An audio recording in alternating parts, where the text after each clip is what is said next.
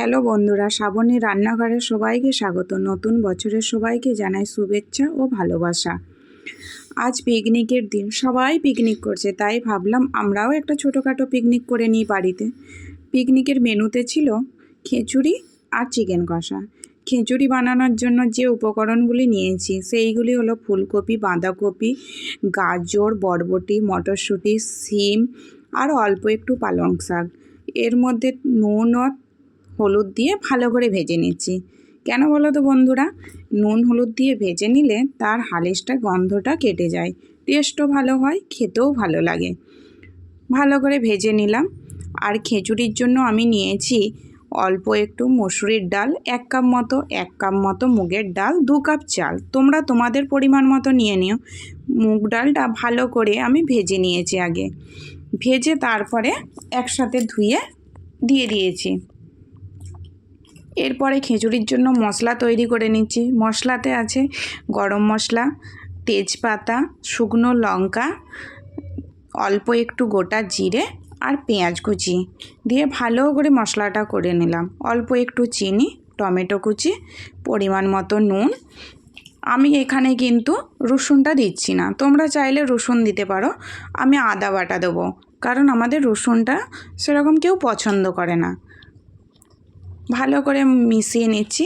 এর মধ্যে দিয়ে দিচ্ছি চেরা কাঁচা লঙ্কা, তার মধ্যে দিয়ে দিলাম অল্প একটু হলুদ, অল্প লাল মির্চির গুঁড়ো, কাশ্মীরি লঙ্কার গুঁড়ো, জিরে গুঁড়ো, ধনে গুঁড়ো, সব কিছু দিয়ে ভালো করে মিশিয়ে নিলাম।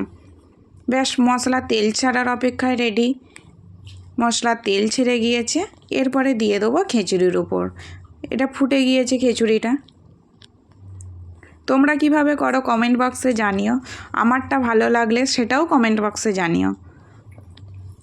মশলা দিয়ে দিলাম, বাস নাড়িয়ে চাড়িয়ে নিচ্ছি। ফুটার অপেক্ষায় রেডি। খিচুড়ি প্রায় হওয়ার মুখেই, হওয়া রেডি। এর মধ্যে দিয়ে দিলাম 1 চামচ ঘি। ঘি দিলে কী হয় বলো তো বন্ধুরা, তার টেস্টই একটা আলাদা হয়। চিকেন করার জন্য আলুগুলোকে পিস পিস করে কেটে নিয়েছি, দিয়ে নুন হলুদ দিয়ে ভালো করে লাল করে ভেজে নিচ্ছি। চিকেনের জন্য মশলা রেডি করে নিয়েছি, পেঁয়াজ, আদা, রসুন, কাঁচা লঙ্কা, টমেটো, সব কিছু।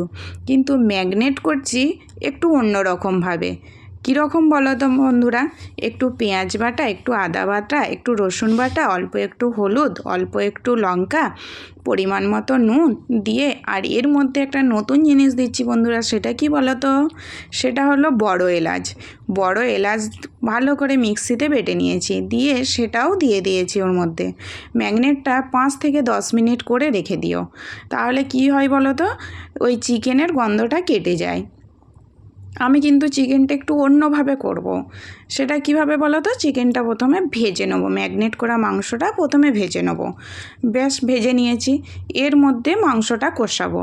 কষানোর সময় আগে 2টো তেজপাতা, 2টো শুকনো লঙ্কা, 2টো চিনি আর গরম মশলা দিয়ে যেমনি সেন্ট আসতেই পেঁয়াজ দিয়ে দিয়েছি। এর মধ্যে দিয়ে দেবো আদা রসুনের পেস্ট। বেশ, আদা রসুন পেস্ট দিয়ে ভালো করে মশলাটা কষিয়ে নেবো। এখন মশলাটা ভাজতে থাকছি। যতক্ষণ না একটু ভাজা ভাজা হবে ততক্ষণ আমি টমেটোটা দেবো না। দিয়ে দিলাম চেরা কাঁচা লঙ্কা। এরপর ভাজা হয়ে এসছে, দিয়ে দেবো টমেটো। টমেটো দিয়ে দিলাম, দিয়ে দিলাম পরিমাণ মতো লবণ।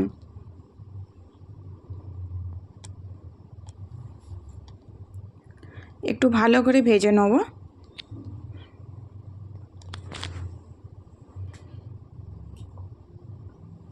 ব্যাস, ভেজে নিচ্ছি। তোমরাও বানিয়ে দেখো। দিয়ে দিলাম অল্প একটু চিনি।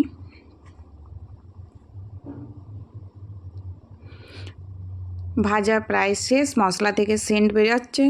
এবার দিয়ে দিলাম অল্প একটু হলুদ, দিয়ে দিচ্ছি লঙ্কার লাল মির্চির গুঁড়ো, কাশ্মীরি লঙ্কার গুঁড়ো, জিরে গুঁড়ো, ধনে গুঁড়ো, সব কিছু দিয়ে আমি ভালো করে মশলাটা কষিয়ে নেবো। তারপরে আমি একটু মশলাতে গরম জল মিশিয়ে নেবো। কী বলো তো বন্ধুরা, এভাবে মাংসটা করলে না একটু অন্যরকম টেস্ট হয়। অনেকে মশলাতে জল মিশিয়েও করে, সেটাও ভালো হয়। গরম জল দিয়ে মশলাটা মিশিয়ে নিলাম। বেশ তেল ছেড়ে গেছে, এর ওপর দিয়ে দেবো ভাজা চিকেনটা, দিয়ে ভালো করে কষিয়ে নেব।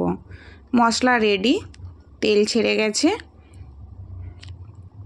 ব্যাস এরপরে দিয়ে দিচ্ছি ভাজা চিকেন, ভেজে রাখা চিকেনটা,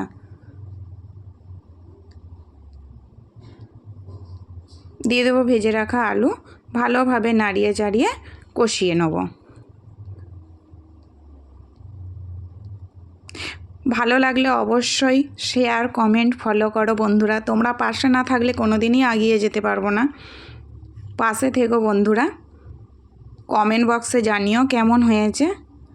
মাংস কষানো হয়ে গেছে, রেডি।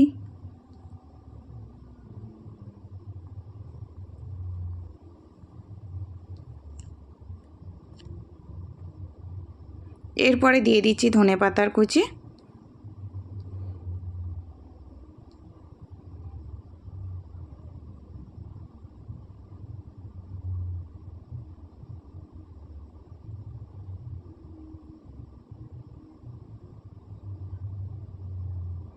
আর দিয়ে দিচ্ছি অল্প একটু কারি পাতা।